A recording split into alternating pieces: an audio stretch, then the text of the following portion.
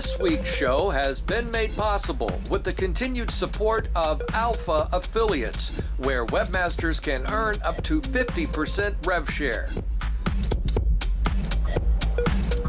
Alrighty then, it's overcast, it's cold, it's a little windy. We got some rain about 30 minutes in that direction. So let's see if we can just get this in before the bad stuff hits. Hello, friends. It's time for another look at the online gambling news affecting you, me, our industry, and especially all the affiliates out there. And before we go any farther, let me tell you this. This week's news is as ludicrous and depressing as the last several weeks have been. So if you tuned in hoping for rainbows and glitter, you may want to tune out right about now. We'll wait.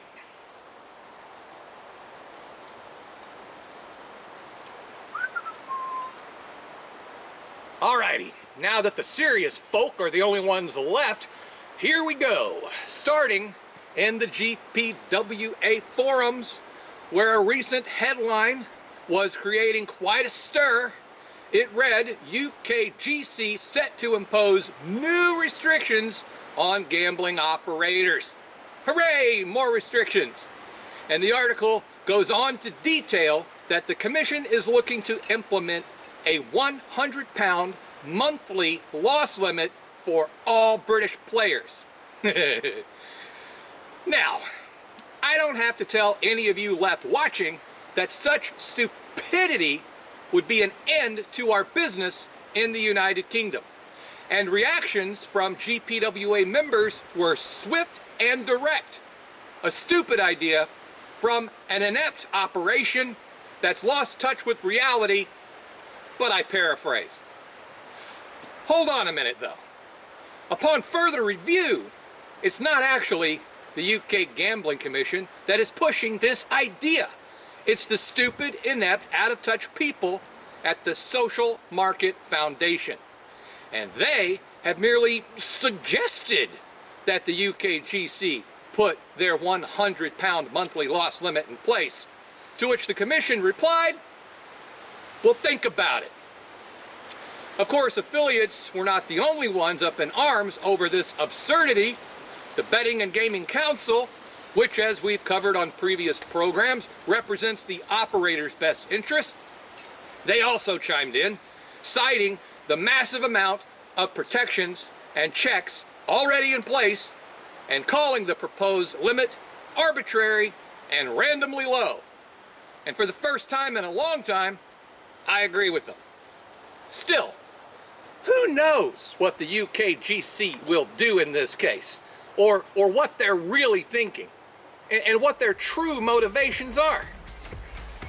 And I have to wonder, if they do adopt this loss limit, who's really more stupid? The ones that suggested it, or the idiots that followed it?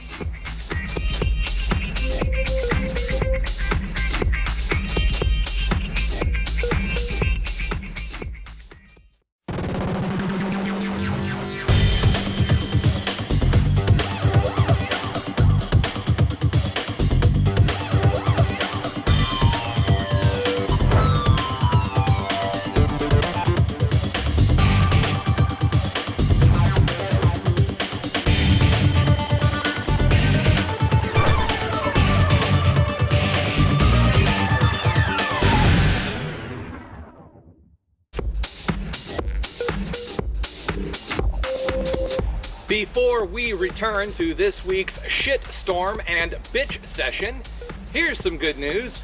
APCW member Intertops is always looking out for you guys.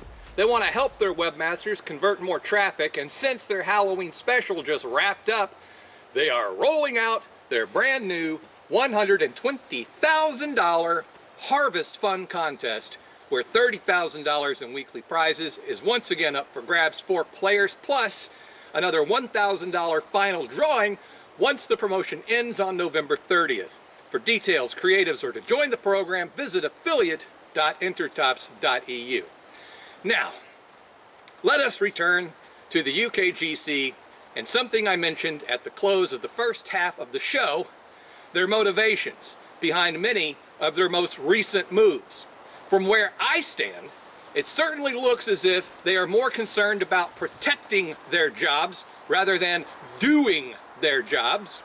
To me, it looks like an organization circling the wagons rather than blazing a trail. And another article on the proposed 100-pound monthly loss limit may give my viewpoint some merit, as the Social Market Foundation also suggested about 3 months back that the UKGC be broken up into separate entities, one to handle licensing and compliance, and the other to focus on player protections.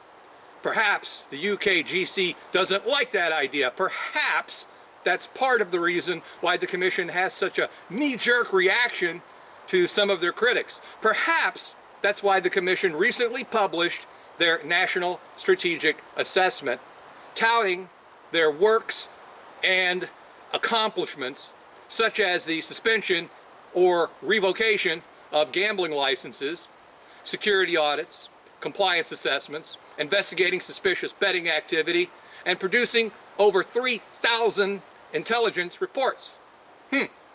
All right. So you see, my friends, Commission, good. There's no need to break them up.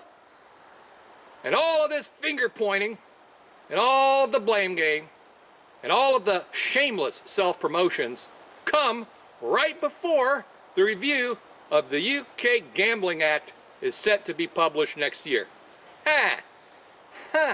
Amazing, amazing.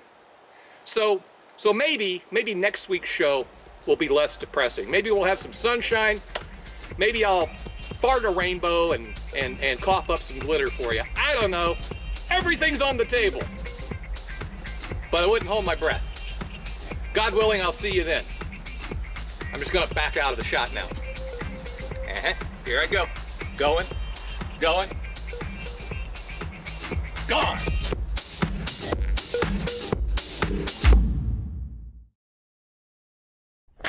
And calling the proposed limit arbitrarily low and random.